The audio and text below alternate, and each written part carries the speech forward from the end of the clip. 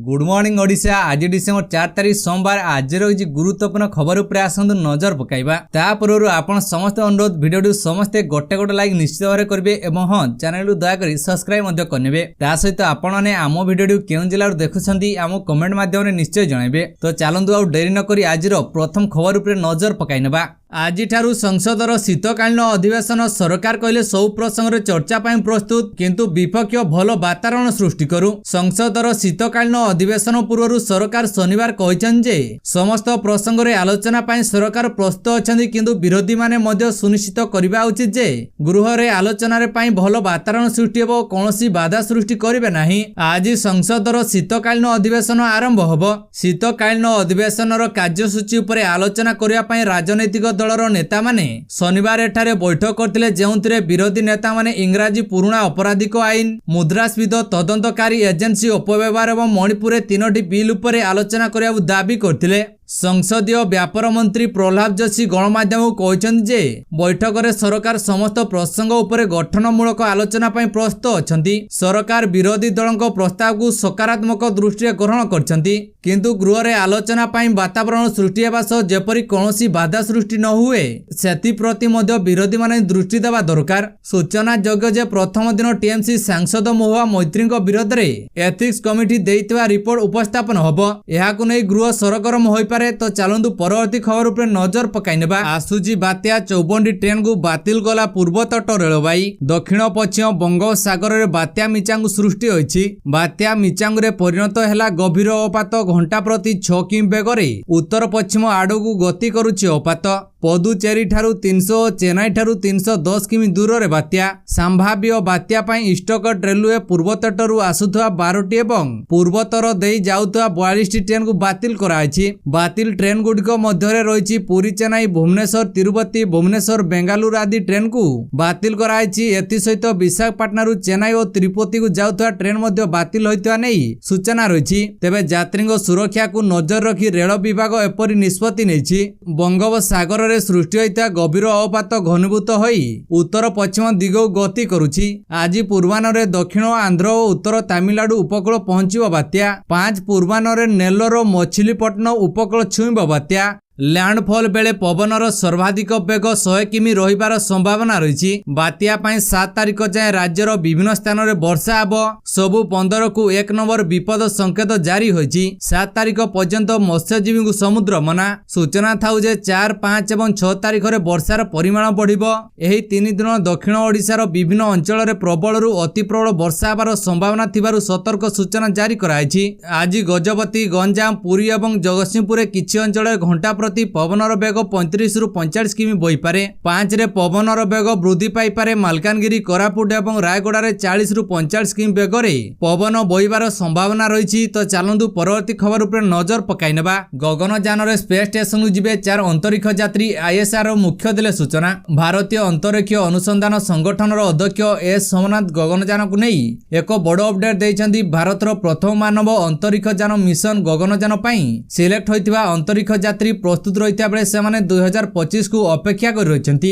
Gaganyaan mission पाई 4 जण अंतरिक्ष यात्री को स्पेस को पठाई पुणी थरे पृथ्वी को फेराई आनिबा एही कार्यक्रम मुख्य उद्देश्य रहिछि। तेबे इसरोर एही मिशन सफल होबा रास्ता रे अनेक गुडिय प्रतिबंधक रहि पारे। एहाकु नै सूचना दैछन्ती इसरो मुख्य एस सोमनाथ कहछन जे इसरो एही मिशन को संभव करिया पाई प्रयुक्ति विद्या विकसित करिया को दिन राति काम कराउछि। से कहछन जे प्रथम मिशन पाई 4 जण को चयन कराइछि। तेबे एमानंकु 2025 सुधा अंतरिक्ष को पठा जाई पुणी थे सुरक्षित भाव पृथ्वी को फेराई आने लक्ष्य रखी इसरो। सोमनाथ कहते यह संभव करने आसंता दिन में अनेक ज्ञान कौशल विकसित करने आवश्यक रही।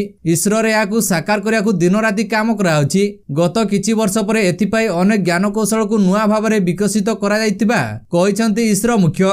यापर इसरोर चीफ एस सोमनाथ कहते आगामी दिन में मानव सहित अनेक मिशन देखा मिलिबो एवं पुणी थे भारतीय को अंतरिक्ष को पठाଯିबो। एथिपाई प्रस्तुत हो रही अंतरिक्ष यात्री। यह व्यतीत एक अंतरिक्ष स्टेशन निर्माण करने इसरो योजना करुछि। यह वैज्ञानिक और उन्नत ज्ञान कौशल विभिन्न क्षेत्र में काम करने जरूरी अटे। यही कार्यक्रम में चंद्रयान 3 संपर्क में आलोचना करते एस सोमनाथ। तो चलतु परवर्ती खबर उपर नजर पकाई नेबा। दिव्यांग वर्गों प्रति संवेदनशील हुंतु समाजर प्रत्येक वर्गर व्यक्ति कहले राष्ट्रपति द्रौपदी मुर्मू। अंतर्जातीय भिन्नक्षम दिवस गतकाली पालित होइछि। एही अवसर में नुआदिल्ली सामाजिक न्याय और सशक्तिकरण मंत्रालय पक्षरु आयोजित जातीय दिव्यांग सशक्तिकरण पुरस्कार 2023 उत्सव में राष्ट्रपति द्रौपदी मुर्मू उद्बोधन देइछन्ति। देश में 15% रु अधिक दिव्यांग जन रहिछन्ति। केंद्र सरकार सेमानंकु सशक्तिकरण करबा दिगरे ग्रहण करबा पदक्षेप अत्यंत उत्साहजनक। सेमानंक संघर्ष और उपलब्धि को स्वीकृति देवा पई एभली पुरस्कार सेमानंक सकारात्मक भावना को आगु बढ़ाइबो। समाजर प्रत्येक वर्ग दिव्यांग जनक प्रति संवेदनशील हेले सेमाने आगु बढ़ी पारिबे।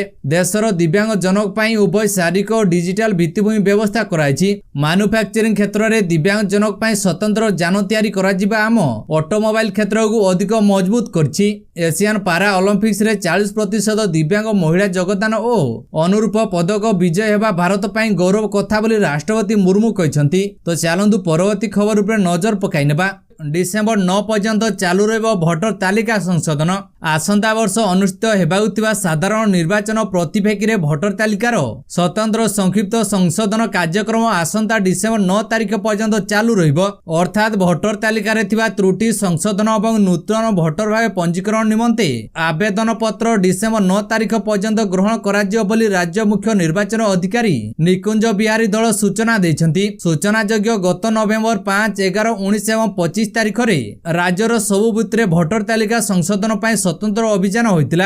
एहा बाद जदि कोनोसी व्यक्ति भोटर तालिका रे थिबा त्रुटि संशोधन तालिका रे जोग देबा किबा बाद देबा निमंते निर्धारित फॉर्म दाखल करनांती सेमाने डिसेम्बर 9 तारिख सुधा ऑनलाइन माध्यम रे किबा संपृक्त बुस्तरीय अधिकारी माध्यम रे आवेदन करि परिबे। एही प्रक्रिया रे अंशग्रहण करिया को मुख्य निर्वाचन अधिकारी निकुंज बिहारी दल जनसाधारण को निवेदन करछन्ती। तो चलंतु परवर्ती खबर उपर नजर पकाई नेबा। नेशनल मेडिकल कमिशनर नुआ लोगो विवाद इंडिया परिवर्ते लेखागला भारत। अशोक चक्र हटाई रखागला हिंदू देवतांग फोटो। राष्ट्रीय चिकित्सा आयोग निज आधिकारिक लोगो परिवर्तन करिछि। एथिरे बे इंडिया परिवर्ते भारत लेखाइछि। एथिसो आयुर्वेद देवता धनतरी एक रंगीन फोटो लगाइछि। एनएमसी रो एही पदक्षेप नै विभिन्न स्थान में विवाद मुंड टेकिबार लागिछि। अभियोग कराउछि कि देशर शीर्ष चिकित्सा नियामक सिंह अशोक चक्र हटाई दैछन्ति, जहा केबे आयोग को प्रतिनिधित्व करुथुवा फोटो भावे परिचित थिला। तेबे एहाकु नै एनएमसी निज पक्ष रखिछि। आयोग कहिछि धनतरी एक कला धला फोटो रेखाचित्र फोटो थिला, जहा पुराना लोगोरे अंश थिला।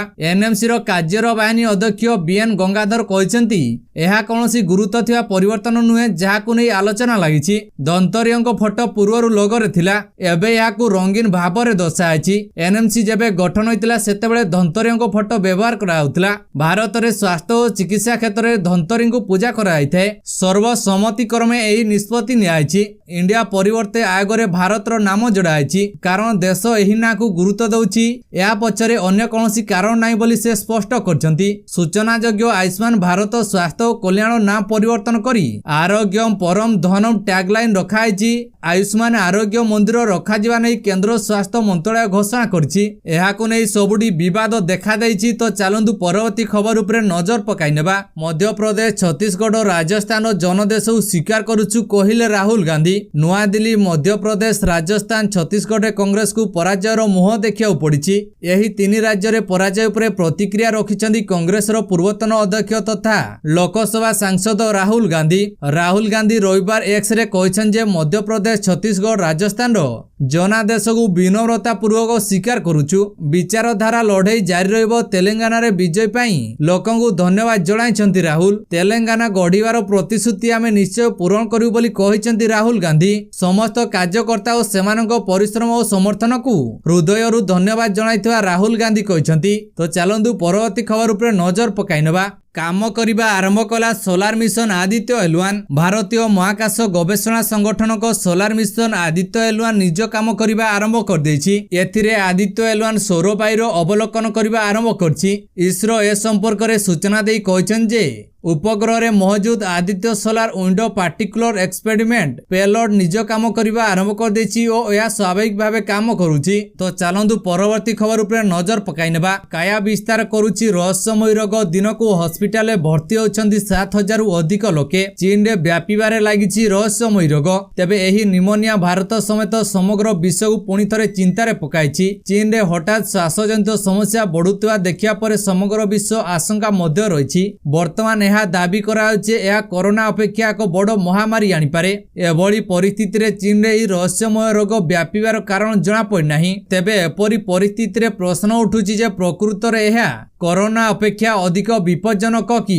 तेबे एही रोग रे शिशु माने अधिक मात्रा पीड़ित होचंती। एथिरे पीड़ित शिशु माने निश्वास प्रश्वास नेबारे असुविधार सम्मुखीन होचंती। कुहा जाउछि जे एही रोग रे पीड़ित थिबा लोकमानक मध्यरु दिनकु प्रायतः 7,000 लोक हस्पिटाल भर्ती होचंती। किंतु एथिरे भयभीत हेबार नाही बोली कहि चाइना याकु एडाइबारे लागिछि। चीन रो स्वास्थ्य मंत्रालय कहिछि जे देश रे बढ़ुतवा श्वासक्रिया संबंधी रोगर वृद्धि फ्लू एवं अन्यान्य जणाशुना रोग द्वारा होइछि। यह कौनसी नूतन जीवाणु नुहे। चाइना व्यापुवा श्वास संबंधी रोग उपरे विश्वस्तर संगठन हु दृष्टि आकर्षण करछि। चाइना परे कौनसी भी रोग वृद्धि विश्व को भयभीत करुछि। 2019 रे कोविड-19 मध्य एठारु आरंभ होई समग्र विश्व रे व्यापिथिला। परे यह एक महामारी रूप नैथिला। तो चलंतु परवर्ती खबर उपरे नजर पकाइनेबा। राज्यपालଙ୍କ पाखକୁ इस्तफा पत्र पठाइले मुख्यमंत्री केसीआर। तेलंगाना रे कांग्रेस रो विपुल विजय परे मुख्यमंत्री पदरु इस्तफा दैछंती के चंद्रशेखर राव बा केसीआर। से निजर इस्तफा पत्र राज्यपाल तमिलसाई सौंदरराजनଙ୍କ पाखକୁ पठाई दैछंती। 2014 रु केसीआर तेलंगाना मुख्यमंत्री भावे काम करि आस्थिले। एथर से हाट्रिक विजयर लक्ष्य रखिथिले किंतु कांग्रेस तांकर सबु आशारे पानी पकाई दैछि। कांग्रेस तेलंगाना रे सरकार गठन करियाकु जाउथिबारु केसीआर निजर पराजय स्वीकार करछंती। एथिपाई से जणे अधिकारीଙ୍କ जरियारे निजर इस्तफा पत्र राजभवन को पठाई दैछंती। गतकाली सकाळु केसीआर तांको सरकारी बासभवन प्रगति भवन रहिथिले। लागुतिला से एही स्थानरु राजभवन जिबे ओ निज इस्तफा पत्र राज्यपाल को देबे। से गुप्त भावे निजर किछि समर्थक सह दुईटी गाड़ी सरकारी बासभवन बाहरी जाइथिले किंतु राजभवन रे पहुंची नथिले। एबे जणा पड़छि जे से तांको इस्तफा पत्र राज्यपाल निकटକୁ पठाई दैछंती। सरकारी बासभवन छाड़ी केसीआर बे मेडक जिल्लार इराभाली गाँव निज फार्म हाउस को चल जाइछंती। सबुठारु गुरुत्वपूर्ण कथा हला केसीआर काहाकू कौनसी सूचना न देई बिना सुरक्षा कन्वय रे फार्म हाउस चली जिबा समस्तଙ୍କୁ आश्चर्य चकित करछि। तो चलंतु परवर्ती खबर उपरे नजर पकाइनेबा। तो दर्शक बंधु आपण को आमर गोटे छोटिया अनुरोध, आपण मैंने आम भिडियो क्यों जिलू देखुं आम कमेंट माध्यम निश्चय जनइबे। ता सहित आपण भिडियो संपूर्ण भाव देखि आपन को बहुत बहुत धन्यवाद। तो बास आज एतिकी एठी रही। आसंता काली पुणी आपण नुआ लेटेस्ट न्यूज भिडियो नहीं आसबी।